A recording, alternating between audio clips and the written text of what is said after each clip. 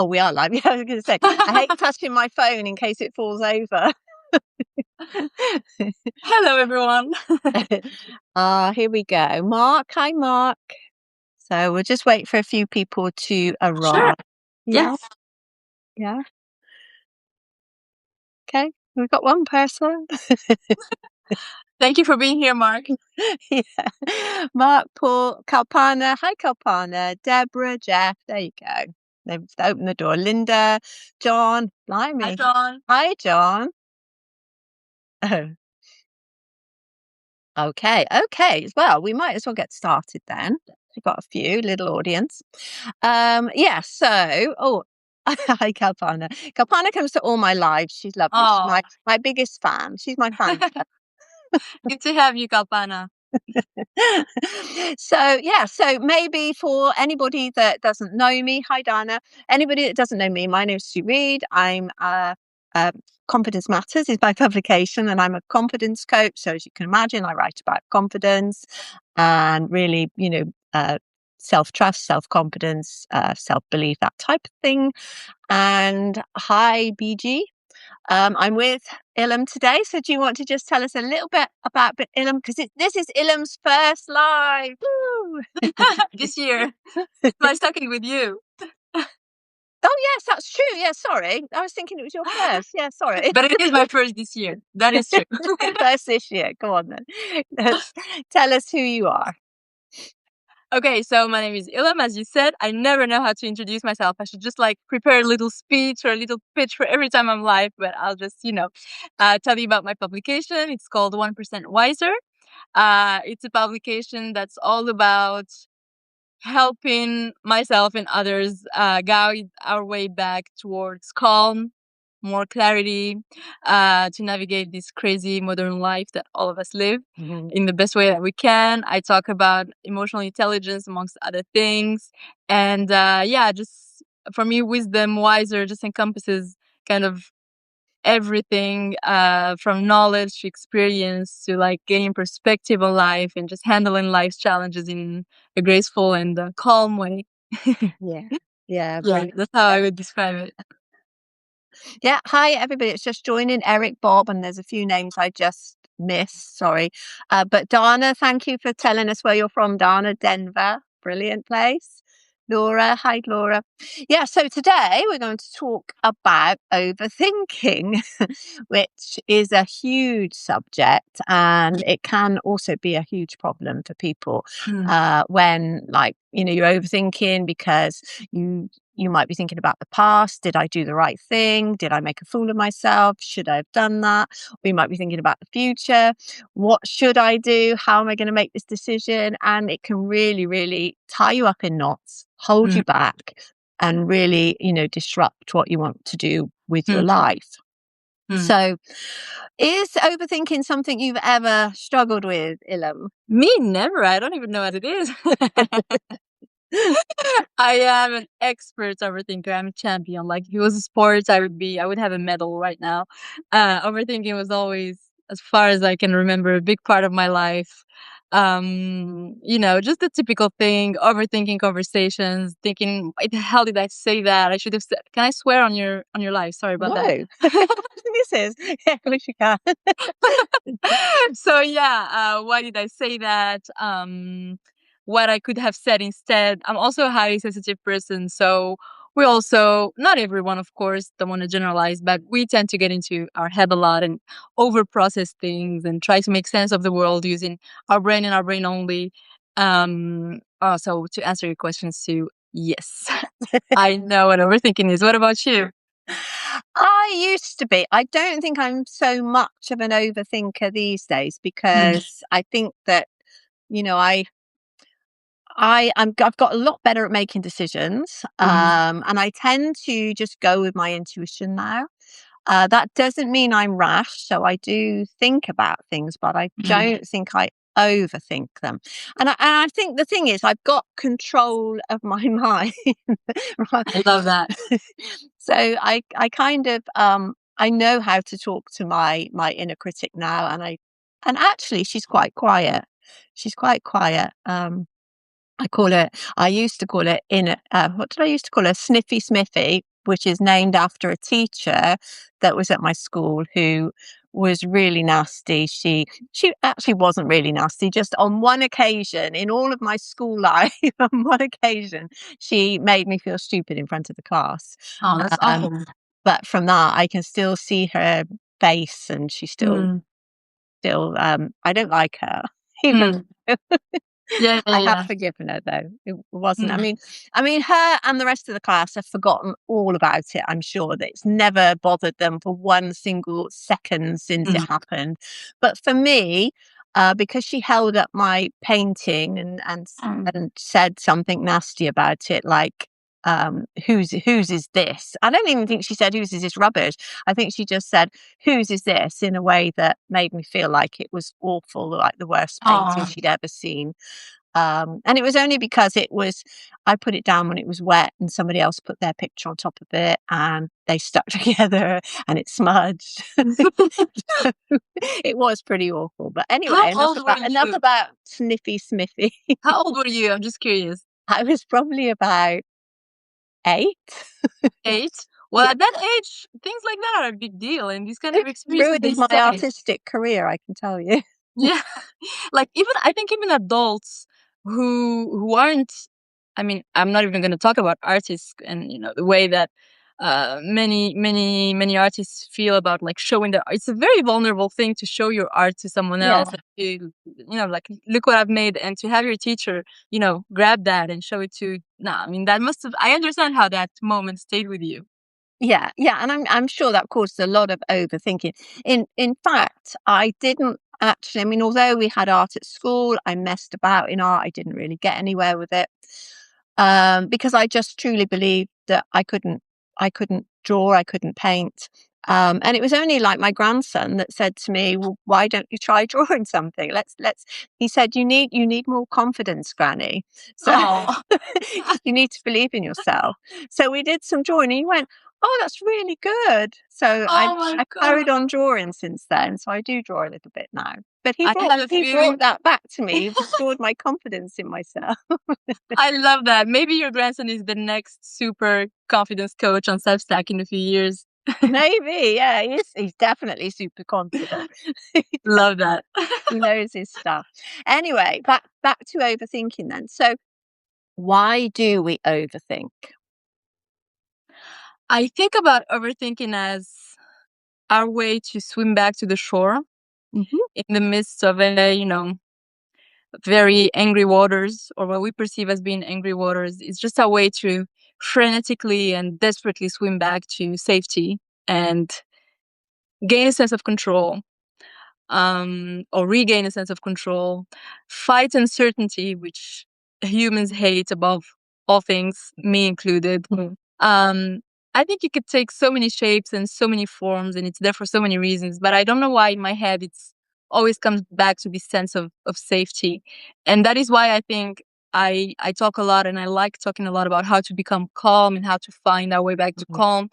Because just in my head, happiness is being in a calm place in my head, and I'm sure someone else would have a completely different definition. Maybe that sounds horribly boring to many people, but I don't know. For me, just everything, we're our best version when our nervous system is regulated. It's calm. We take better decisions. We show up better for our loved ones, and so yeah, when we get into that overthinking place, I just have this image of my in my head of someone like Mm, swimming, like, oh my god, get me out of here.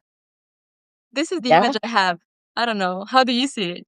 Yeah, yeah. I think that the word you use there, like swimming back to safety, I think safety is the key word there Mm, because our natural instinct is to always survive. So our brain still lives in our ancestral times. It hasn't caught up with the modern world yet. So as we know, we worry over silly things when you think about it. Um, because our brain is saying, look, we haven't tried that before. This is something new. We don't want mm, to do it. We want to stay in our comfort zone because it wants to keep us safe. And it thinks mm, when we're doing something that we haven't done before, or when we're doing something that maybe we did before and it went wrong, then we risk death because our brain is a bit of a drama queen and it turns everything into this life or death situation. So when we overthink, it's our brain's way of working it out. Like, what should we do? What can we learn from this? Why did we make this mistake? How can we not do it again? Like, why are we thinking about doing this? What's going to go wrong? Let's go through all these things that might go wrong so that we can make sure that, nothing happens. And it just goes into this overdrive, which drives you absolutely crazy. And it's like, it's almost like a lunatic running around your house, smashing things up.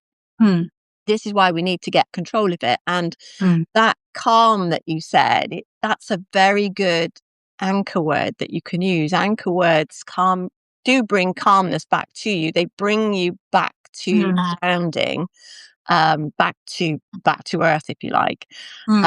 So saying things over and over to yourself, like, calm down, calm down, calm down. It regulates your nervous system again and brings you back to a calm place. But Yeah. but I was going to say, when you think about it, we don't overthink everything. So do you know what it is that you overthink about? I think so. Yeah, I didn't used to for many years. I was just an autopilot, and I didn't used to. And I don't know how. I think it was probably more of a gradual thing over the years. I did gain a lot of self-awareness on this. So perhaps not. I'm sure I still do it without being fully aware of it sometimes.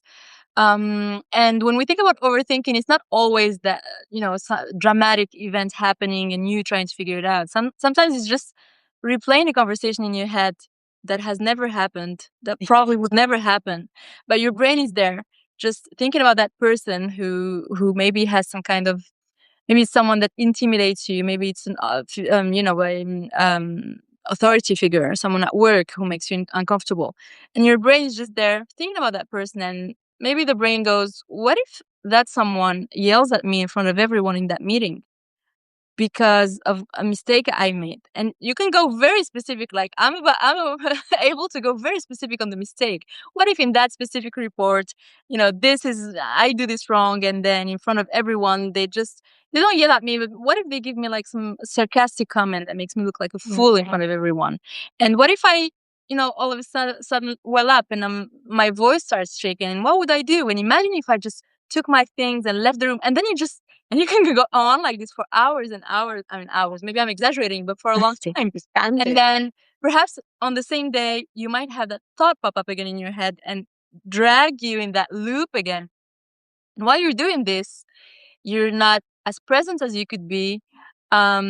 Your body is starting to have a physiological response to those thoughts because, you know, uh, the brain doesn't really make the difference between a lived experience and an imagined one. So every time we do that, we're putting our brain and our body through a very real thing. So all of a sudden, your heart is beating fast. Maybe your cortisol levels are going high. You're getting stressed out, and maybe you snap at someone who did nothing to you, or maybe you were in a place of calm and for no reason at all.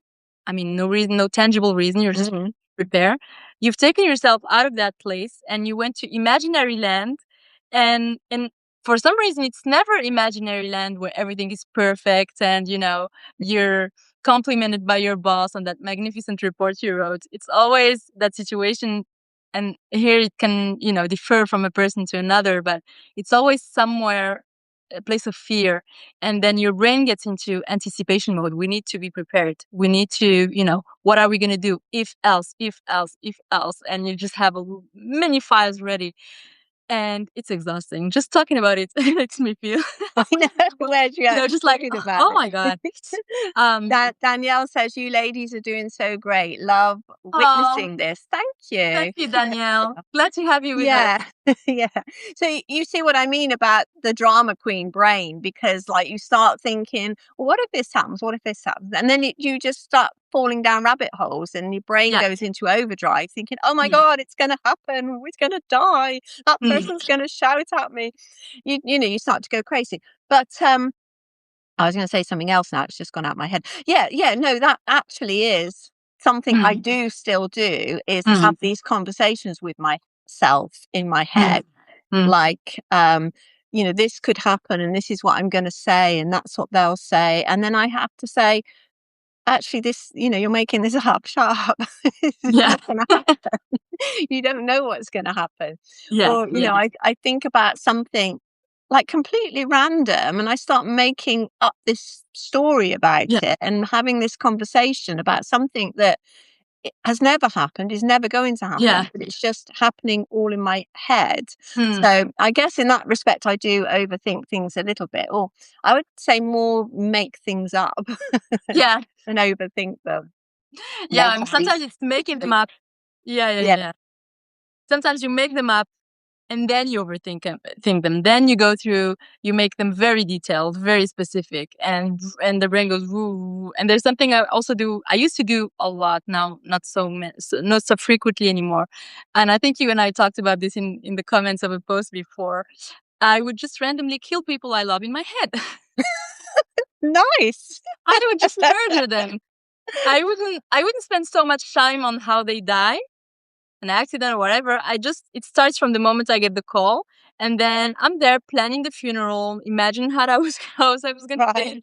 say. Like sometimes I would be in the car with my husband driving somewhere, like maybe on a long drive, and all of a sudden he goes, "What are you thinking about?" And I say, "I was just planning your funeral. I just killed you in my head." My brain would make those very vivid videos. I think of them like videos, like someone pushes play in my head, and they would be very detailed, and I would feel horrible afterwards or during. I would get teary eyed and anxious, and I would overthink that also too. So I think overthinking takes a lot of shapes, a lot of Mm, forms. Sometimes it's It's I think it's always some kind of preparation, but sometimes it's just um, beating yourself up because of something and yeah, being like, why did I say that instead of that? And probably everyone thinks I'm a fool. So you're either rehashing the past or preparing for the future. yeah. And meanwhile, the present just passes by. Yeah. Yeah, yeah, you saying that, it reminded me of I used to have a client that did that, and she was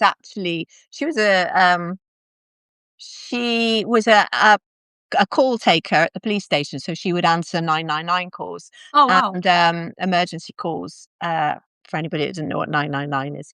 Um, so yeah, it only happened with her husband. Every time he went out without her, she visualized him dying, like somehow he was gonna die. He was gonna get Mm. hit by a car, he was gonna Mm. crash, he was, whatever.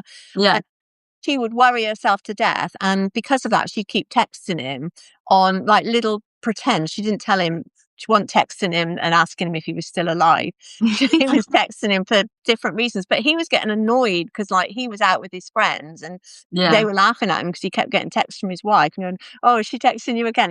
He kept saying, "Stop messaging me." But she Mm. couldn't help it. She used to get so anxious. Yeah. And in the end we sorted it out, but it was quite traumatic for her. She just Mm. couldn't stop worrying that he was going to die. Mm. She said, "I think it's a premonition." Initially, she said, "I'm having these premonitions." Yeah.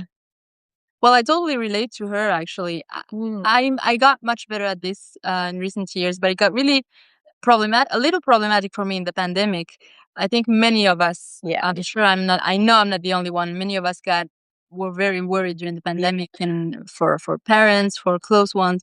And it can get really tough, yeah, like seriously problematic in a day-to-day life. yeah. Yeah. Yeah. Yeah. Yeah. Yeah, I mean, when you think about, like, the brain again, like, trying to protect you, that Mm. survival instinct, we were in a situation where we were worried about life and death because Mm. we didn't when the pandemic first hit, before there were any vaccinations or anything, Mm. we did not know what's gonna happen. We didn't know what was coming around the corner. Mm. We didn't know who was gonna survive. So it Mm. was quite a scary time. I love the way Brene Brown describes this. She says that we rehearse disaster. Mm, Um, and usually when we do that, it's because we're feeling vulnerable somehow. And so we think that by beating, sadness and grief, beating them to the race, getting there before, we're going to somehow suffer less when the moment we're scared Yeah. what happens. And what usually happens is that we pay the price twice, if that even happens. Well, You yeah, suffer yeah. before and you suffer during, and you don't suffer less during because you have been rehearsing and preparing. So it's pointless. It's really That's pointless right. suffering. Yeah. I mean, if your husband dies, you're not going to say, "Oh well, I knew this would happen. I planned it all. It's no problem." I've been preparing for this my whole life. Yeah, I'm okay. yeah. Yeah, I Yeah. got this. I got this. Mm, So, okay, so now we know what overthinking is and how it starts. How mm. do we stop it? Yeah. There are very helpful things that we can do. What works for me usually is catching myself. The more you catch yourself, the more frequently you catch yourself, the more you're aware of that tendency that you have, the faster you start catching yourself in the spiral. Yeah. Um, and as soon as you hear that first whisper of you are spiraling, you're overthinking right now, you're doing it again, your initial tendency is going to be to, it's like when you're riveted to the TV, you're watching a scene, an action scene, and it's like so dramatic, and somebody talks to you, so it takes you a while to just, stop looking and look at them. Get back in the room because you've been in the film. Exactly. Someone is like, "Hey, hey, hey, you Mm. get a minute?" And you're just like, Wait, just a second." So when that voice starts, just slight, gently, like touching you on the shoulder and be like, "Hey, you're doing it again," um, I mean, I know it sounds easier said than done, but what I do is that I try to reconnect with one of my five senses, and the easiest one is touch. Mm. So I will, for example, either touch my pants or touch the surface of the sofa or the table and just really pay attention to that, to the texture, to how it feels. You can also use your eyes and be like, just look at an object and be like, this is a table or whatever works for you. Yeah. But what it does, what the reason that is powerful is that it just snaps you out of it. And then as soon as I'm out, like as soon as my eyes are not looking at the TV anymore, if I can, I try to get up and move my body, Yeah. even if that means just grabbing a glass of water, or going to whatever. Just move your body, and that initially just effectively just stops the loop for me. That's what has given me the most results, I would say. Yeah. Yeah. So that's like a distraction technique, isn't it? It's like Mm, you're finding stuff it's like you're thinking about something else instead of being in that mm, overthinking moment, mm, mm, which is a great strategy.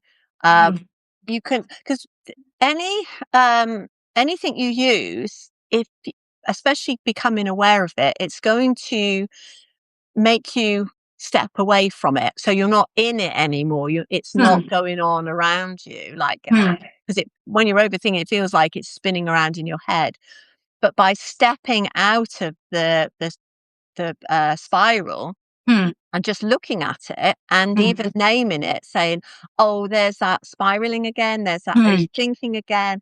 You're distracting yourself. Yeah, You're stepping out of it, and you're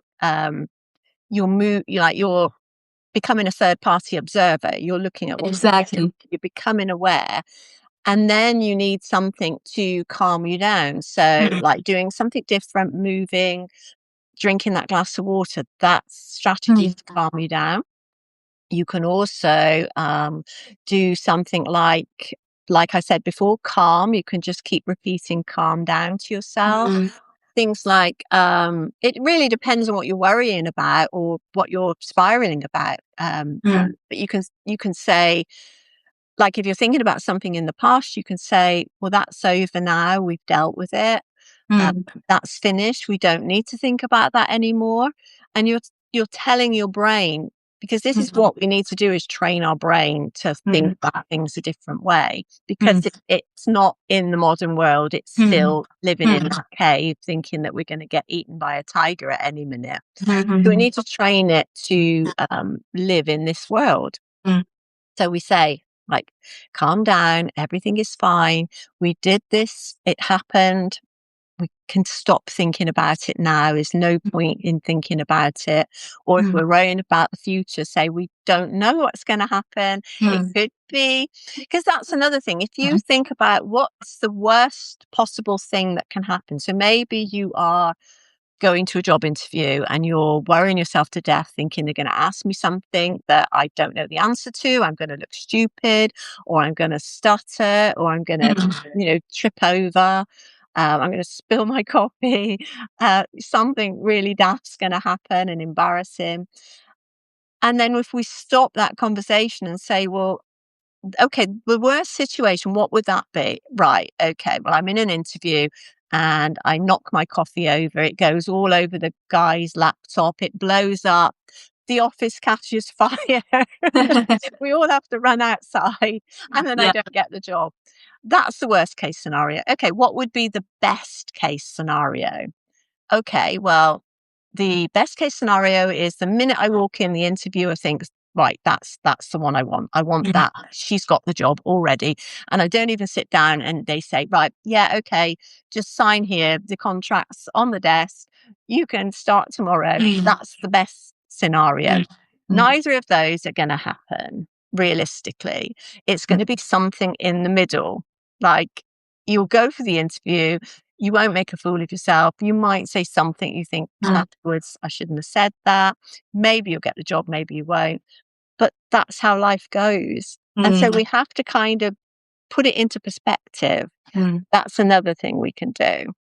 I love that you mentioned that because it's also one of my tools of choice for those specific. Because we mentioned before, overthinking comes in many shapes of form. There's the funeral planning, and there's also the. I have a job interview tomorrow, as you said, and I'm dreading it, and I have this, this feeling in my chest, like an elephant is sitting on my chest, and oh my god. So when I'm in that specific form of overthinking about something that's very real, um, and I've caught myself, you know, thinking being in worst case scenario mode. I think I honestly, I really do this. I think you have just put your brain through an imagined situation that was negative. As a consequence, it has generated a real sensation. So now you owe it to your poor brain to be nicer. Give it a little piece of candy now. Give it a nice moment. So I force myself to imagine, as you said, the best case scenario. I never go as far as you mentioned of like, just sign here, you got just from the look of you, you got this. Maybe I should try that because that would be even better. I try to make it realistic, but very optimistic. And that's basically also what manifestation really is you visualize the best case scenario. And then I just kind of enjoy that feeling. I try to really feel it in my body. And it has the opposite effects on my body. And I'm just like, okay, I just even the score. I can move on now. And I absolutely do it. And it works. It does wonders. Yes, yeah. So Harriet's saying this is great advice, Sue. Thank you, Harriet. Thought diffusion is also quite powerful with practice.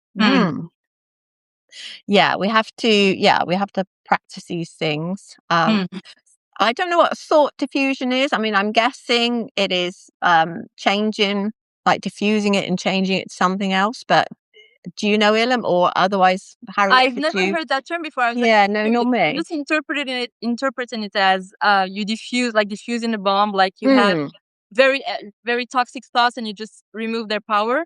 Yeah, like maybe break it down into parts. But yeah, Harriet, if you want to just give us an idea of what that actually is, that would be great. And I saw that Raquel is also has joined the live. I don't know if she's still there. She writes a lot about somatic, how connecting to the body. That's a new land for me that I've only been discovering for the past few months, and it's been really really interesting. I read, for example, and I've been trying it. It works when you're feeling anxious. Sometimes engaging the body helps, even if it's just moving your hand like this. Yeah. I don't remember what the science is behind it, but it just helps you release some of that adrenaline and some of that. Releases the energy when you shake anything. When you shake, you're releasing the energy. Yeah. And it's basically what animals do when, like, if a deer has been chased by a lion, not a lion, but a wolf or something. And if it gets away, it will shake its body to get rid of that excess energy. So Harriet just explained, Harriet's written an essay on it. We'll look that up tomorrow. Yeah. Harriet, thank you. It's seeing it as not as a fact. So telling yourself that it's not real, which is something else I do when I'm talking to myself about like something I've just made up in my head. I will say to myself, "That's not real." Mm. And I think that that works for me because if you remember in the Hunger Games when, Peter oh, have you not watched the Hunger Games I yet? have not. There's a I'm very there's late to the famous the movies. main character Peter in it. He has this issue where he's kind of been brainwashed, and so he keeps asking this he's had all these imaginary facts put in his Mhm. head. They're not facts, they're false facts, and Mhm. so he doesn't know what's real and what's not. So he'll say something, he'll say, you know, this happened, real or not real? And they'll either say, yeah, that was real or that was not real. So I Mhm. like that real or not real. Do that to myself. Is that real? No, it's not real. So you just made it up. I love it. I love it because it reminds us that the only thing that's really real is now. Yeah. Um, Everything else is either imaginary or doesn't exist anymore. It was real at some point, but it's really not tangible. It's not doesn't exist. It's just faded away. And the only thing that you can really touch is this moment right now. And I think it's a very powerful reframe. Mm. Yeah. Exactly, exactly. So other ways to stop your overthinking. Can we think of any other ways? I don't know what else I've written down. Yeah, for example, so yeah, the most powerful one for me is the movement and just catching yourself. Yeah, But I think that at the heart of overthinking, and there is also some structural work to be done, and I'm sure you'll have a ton to say about this, but um I think a lot of our overthinking and our fear, our anxiety comes from the fact that we're not confident that we're going to be able to face the situation without the rehearsal, without the mental preparation and yeah, over preparation. And that's why our brain goes into scenario 1, 2, 3, 500. Let's find, a solution for every single one of them. yeah, And when at the very, you know, from the bottom of your heart and of your brain, when you know that you're able to figure it out, when you trust in your ability to figure it out, a lot of that fear just disappears. When you're able to have that thought of whatever comes, I don't know what it is. It's the future is uncertain. That specific situation has a lot of uncertainty, but whatever it throws my way, I'm pretty sure I'll be able to figure it out. And this is the kind of confidence that we get from doing things and figuring out things yeah, along the. So whenever we're in a situation that feels bigger than us, that voice will show up. But if we can back it up with some proof, with some evidence that we have been in other situations where we didn't have all the cards before and we were able to figure it out, I think it's a game changer. yeah. Yeah, always when we think back to something that we did that went well, which is why I always recommend to everybody keep a greatness list. So keep a list of Mm. all the things you've achieved in your life, because when you look at that, you have proof. So you can show your brain, look, I Mm. handled all of this. This is what I Mm. did in this situation. This is what I did in this situation. I can handle this. I trust myself to get through this. Mm. I know that maybe I don't know what's going to happen, and that's okay. I'll handle it Mm. because I want to do this. And whatever it is, the reason why I'm doing it is more important than worrying about whether it goes wrong or not, because it Mm. might go wrong. And Yeah. all of those things that we tell ourselves to get over the fact that we like to get across the fact that we don't know what's going to happen. Mm. And if we are worrying about something that has happened, if we're overplaying a conversation we've had earlier or something Mm. that, sometimes we think about things that happened years ago and we're still worrying about them. Yeah. We have to think, well, that's over now. We can't do anything about it now. So what is the point of worrying about it? Mm. Yeah. Yeah. Yeah. Yeah. Um, of course, I know. Just for everyone listening, we are talking about daily situation. We're not talking about things like trauma or things that require deeper work with a therapist, etc. We're just talking about everyday, kind of manageable situations of I got yelled at in front of everyone at work, Yeah. or that one friend didn't show up for me and I did show up for them, like these kind of things. And I think one of the main things that we can, that has, I mean, one of the lessons that once we internalize, has so many returns afterwards and we benefit from it on so many levels, is believing in our ability to create new pathways in our brain. Yes. Our brain is malleable. I don't know if that's English. Yes, that's It has, valuable. we can literally build new pathways for our neurons. So okay, we should try not to over identify with things like I'm an overthinker. No, like it was some kind of, life sentence. Yeah. Ilham has been condemned to be an overthinker her whole life. Boom. It's not the case. We can always make a change with just some tools, a little bit of intentionality, building our self awareness, 1% at a time. And it is very much something that's feasible. And Yeah. the proof is you and I. I mean, we have made a lot of progress in that area. Yeah. Yeah, coming from, a place of a lot of anxiety and overthinking and many other things. And one of my favorite tools also, and that's not only for overthinking, it's for anxiety in general Mhm. or difficult emotions in general. It's once you've tried getting up, you've tried moving your body, nothing works. You keep going back to that loop of worry or whatever is troubling you. This is something I learned with a coach, also with my coach, and I absolutely love it. It's to I don't remember how it's called right now. It's you reverse engineer the way you want to feel. So Right. it's just asking yourself a very powerful question, which is how would I like to feel right now?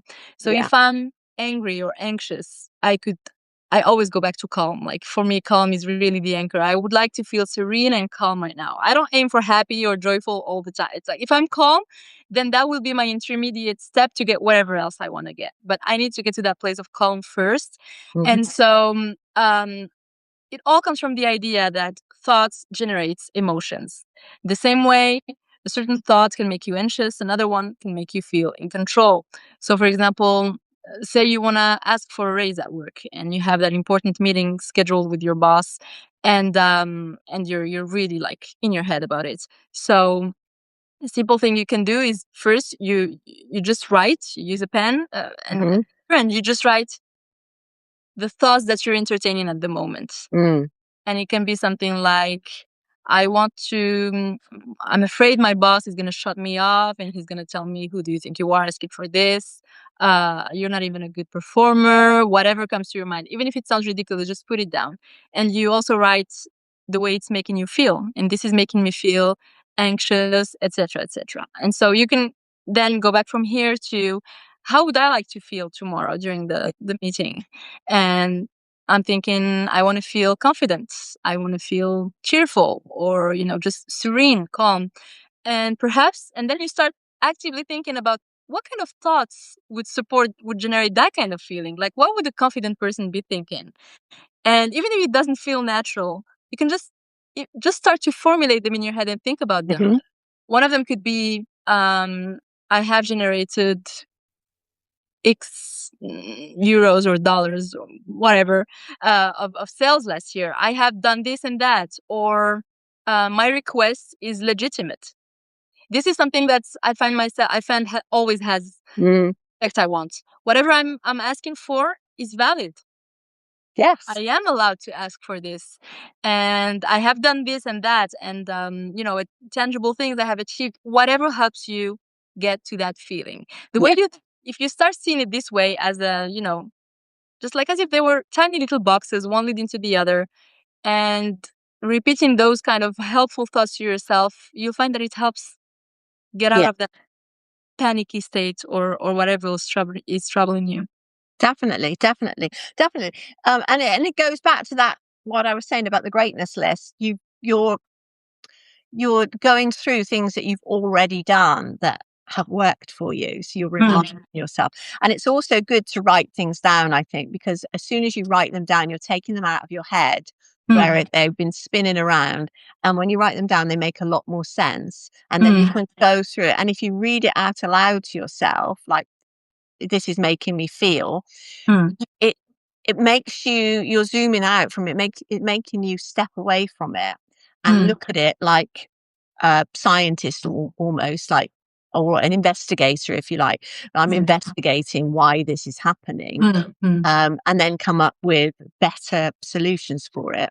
Mm. And when you're, it's with anything like anxiety, overthinking, it's very important not to say, I am an overthinker, Mm. because you're not an overthinker. You're a person who overthinks at times, which Mm. means that you are not identifying with it. It's just something that happens to you. Because when you think about it, those thoughts that come up in your head, you didn't ask them to be there. Often you don't even know where they've come from. They just appear. Your brain puts them in there, Mm. but you didn't ask for them. So therefore, you are not responsible for those thoughts. You're responsible for what you do about it. So you can Mm. take responsibility, but you're not responsible for them. You didn't make them happen. Mm. They just came up because your Mm. brain's trying to protect you. Yeah. Yeah. And I Yeah. think when you look at it like that, when you know exactly why that's happening, Mm. you can think, okay, well, I'm worrying about it, but it's not the end of the world. It's Mm. just my brain going Mm. off on some sort of tantrum, drama queen tantrum. Absolutely. Yeah. There's another thing I've started doing recently. I don't know if I've told you about it or not. It sounds crazy, but it works, and as long as it works, then I'm good with it. Yeah, yeah. Um, Sometimes I narrate in my head the thing that I'm going through in the third person. I told my husband about this recently, and he looked at me like, "Are you going to be one of those people who talks about themselves in the third person now?" you know, it made him laugh, but I swear it works.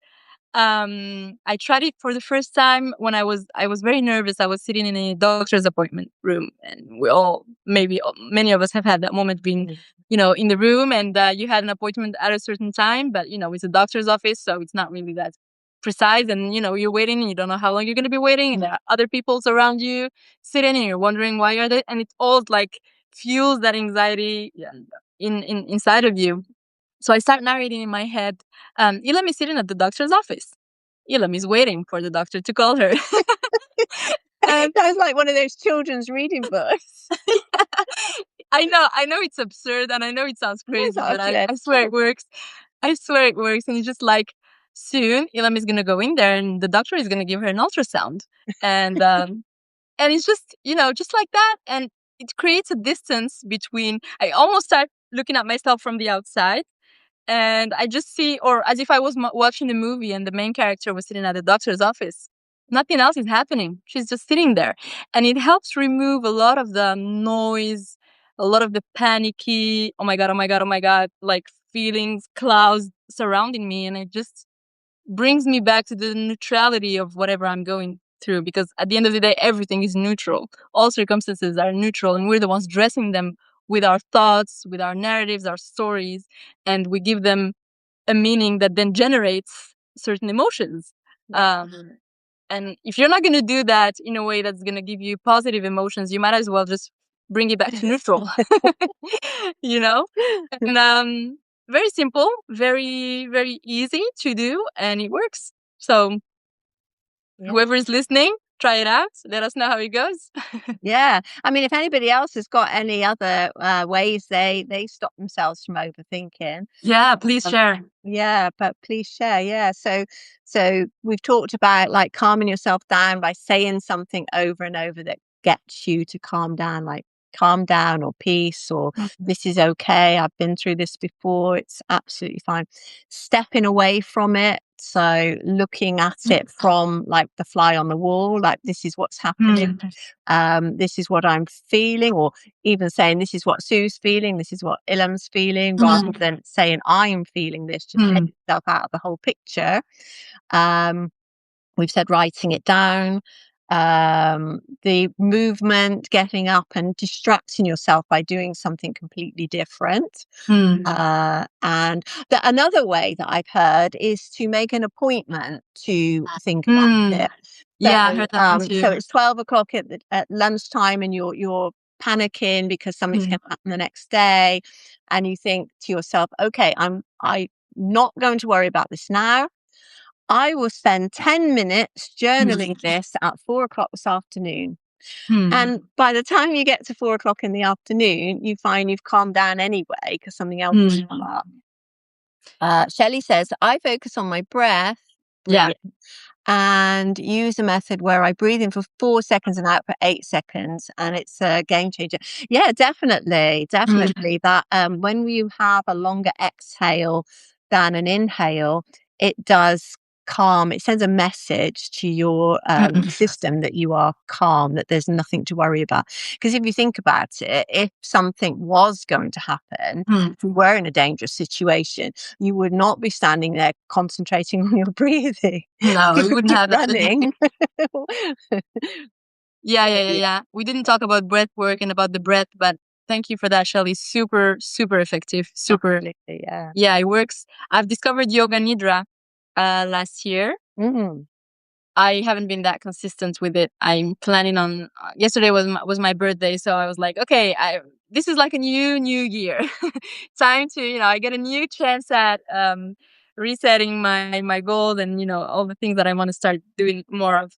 So I want to go back to yoga nidra because I started practicing yoga nidra daily when I was going through something last year. I knew that period was going to be emotionally difficult. So beforehand, I was like, I'm going to put a protocol in place. It's going to be like my emergency protocol for this specific period because I know it's going to be very hard. And amongst other things, I would just make space during an hour, 30 minutes an hour to do gratitude practice, journaling, and yoga nidra. 3 things. And there are an abundance of videos on YouTube. It's not yoga nidra has nothing to do with, maybe it does, but it's not about movement. It's just breathing exercises. So effective. And when you do them for a prolonged period of time, you start noticing your baseline of anxiety just lowering. It's very strange. You do feel the benefits in the moment, for sure. It tends to make me sleepy.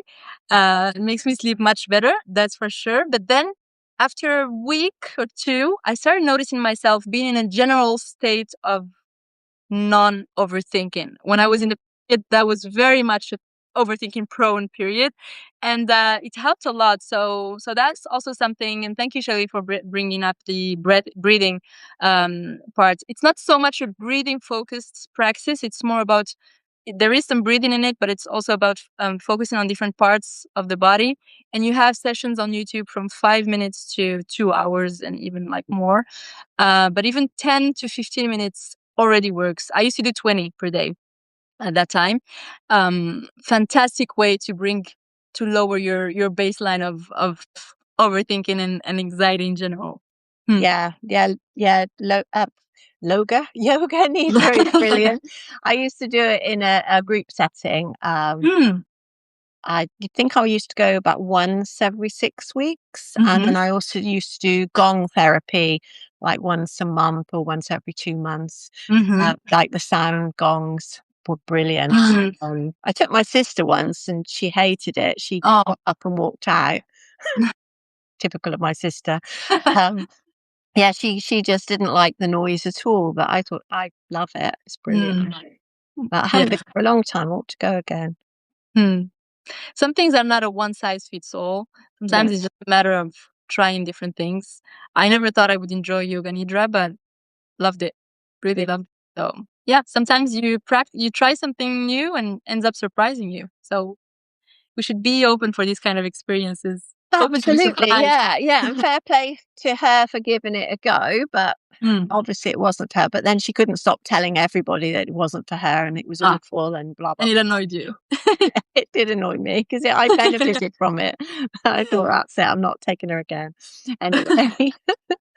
Anyway, so I think we've come to the end of our ideas. Really, I can't think of anything else unless anybody else has got anything? Well, you have the old journaling thing, just writing down your thoughts. Mm. I've been I've been since yesterday. I mean, it's very new. As part of my new year, my post Yeah, birthday yeah. New Year reset. I'm reading The Artist's Way, the book. Right, yeah. Julia Have you read it? Campbell. Yeah, yeah. A lot Is of it not people Campbell? have. Is it Cameron or Campbell? I think Cameron. it's Cameron. Yeah, Julia Cameron. Yes, yes, very I'm good. only at the beginning, first Yeah, chapter, but she talks about morning pages, and I was like, yeah, yes, let's do it. And I've yeah. done it for 2 days in a row so far. Okay. Very interesting exercise where you just write streams of consciousness Yeah, yeah, without stopping. I kind of do it very fast, and it yeah. doesn't really matter what you write. It can be, anything from I'm about to wash dishes to deeper thoughts. Yeah, you just put whatever's in your head. I've been doing this. I mean, I'm not doing it every day. It's called, if you can Mm-hmm. see it, it's called Writing Down the Bones. I've got the book. I haven't started reading the book yet, but this is a deck. And you just, you've got 60 cards. And I've Mm-hmm. been doing it on my chat. So if you go onto my chat, I've been putting one on every Fridays. So this is number 25, and it says, if you became president, what are the first 5 actions you would take? And you just write down whatever comes into your head. And then she puts an explanation on the back. So for this, she said, they don't all need to be sober. Of course, if you do become president, please be intelligent, serious, and informed. And then she just talks about that a little bit. But yeah, I think they are brilliant. So I've been picking one out and putting them in my chat. I've only done 2 so far, but they seem to be going down well. Because, because people have started saying, "Oh, could you pick one out just for me?" So I've been Mm. doing that as well. So yeah, That's nice. Yeah. Anything that involves writing, anything that can really put you in an observer position rather than someone who's super, super close to what they're going through. There's something I talked about in one of the very first posts I wrote on Substack, which is, I don't know if I don't want to take credit for this, but I just don't remember if I made it up or if I heard someone recommend it. right. I think I referred to it as the supersonic bird. And it's just, no, I probably didn't make this up. I mean, it's too good. It's very good. I don't know. Take credit for it. No, I doubt whoever wrote it is watching it anyway. Take credit. Okay, I will. No, just kidding. But it's just you're in that state. You're something is moving through you. You're angry or you're anxious. You're going through something that's feels very like red in your body. It's an active feeling. Um, and so what you do is, for example, sometimes I do it at my job where I work. Just look at the window and you imagine a little bird there looking at you from the outside. So now you are the bird and you're looking at yourself from the window. Yeah. And then the bird starts flying and getting further and further away from the window. So now you have become very, very small and the bird is just like over the building of where you are. First, I like seeing like visualizing the floors. So I'm like in the 3rd floor. So I start seeing like all the floors. I kind of take that very far view from it. And then the bird keeps going higher and higher and you keep getting smaller and smaller until the bird goes all over the city, the country, the continent, the planet. And then the bird leaves the planet and you're just like a very, very small dot. And it has a way of making just a way to give you some perspective that whatever Yeah. is troubling you so much in the grand scheme of things is probably not that big. Never as a way to gaslight yourself or No. not validate what you go through. No. What you're feeling is valid, but it's just a way to kind of dramatize it a little bit. And it also works to calm down the brain and stop the Yeah. overthinking Yeah. sometimes. Yeah. Mhm. I mean, everything we've talked about today, it will work. Something will work for most people. But if somebody is in a state of deep trauma, if there's a lot going on in their life that they cannot cope with, then get help. Right? Get help. If you try these things and they don't work for you, go and get help, because we are not happy all the time. Sometimes we go through very very bad Mm. problems and trauma situations, and we do Yeah. need to take care of ourselves and protect ourselves at all times. So Mm. just need to say that. Now my battery is running out very Mine fast too. now. I was thinking Not the my battery, but my phone's battery. same. My phone's battery too. Okay. Just get the message. 20% left. Okay, so we better leave here. But Let's wrap yeah, it up. so if anybody's still listening, still watching, thank you so much for being here. It's been Yes. brilliant to see everybody. Mm. Um, and it's always lovely to talk to you. You too, Sue. And I'm I love sorry I it. forgot that we did one before. I was thinking this was your first one. Actually, my very first one was the one I did with you. I keep saying that you're my first everything on Substack. So yeah, that was my very first. Then I did another one with Sinem, and Oh, I had one planned with Margaret too. We're gonna do it, I hope, very soon. And this is my third. brilliant. Lovely. Okay. Well, yeah, you're a professional now. You're an expert at it. I don't know if I'm a professional, but I could talk about these things for hours. I'm a Yeah, nerd. yeah. Thank you for having me, Sue. It was very Thank you fun as so much. usual. Have a great Okay, evening. lovely. And See thank you you again everyone who soon. has joined. Bye. Bye, Thank you, everybody. Danielle. Thank you, everyone.